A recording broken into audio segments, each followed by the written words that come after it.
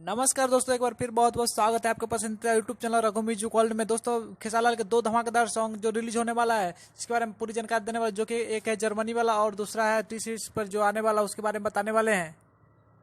तो दोस्तों, आप भी रघु म्यूजिक वर्ल्ड पर नए हैं तो हमारे चैनल को सब्सक्राइब कीजिएगा, और खेसारी के फैन है तो एक लाइक जरूर कीजिएगा। दोस्तों, वीडियो लास्ट तक देखिए तभी आपको समझ में आएगा। दोस्तों, खेसारी के दो बहुत बड़े लेवल के गाना जो रिलीज होने वाले, जो कि एक जर्मनी में शूट किया गया है और दूसरा जो है कि हिंदी लेवल का सॉन्ग टी सीरीज से आने वाला है। जी हाँ दोस्तों, जिसके बारे में विवेक सिंह जी ने बताया, और एक भाई ने उससे पूछे थे विवेक सिंह जी से खेसारी का अगला अपकमिंग सॉन्ग कौन सा है और कब रिलीज किया, तो उनका डेट और विवेक सिंह जी ने ट्वीट करके उनका रिप्लाई दिया और उनको बताया कि जर्मनी वाला सॉन्ग 2 जून को टी सीरीज से रिलीज किया जाएगा।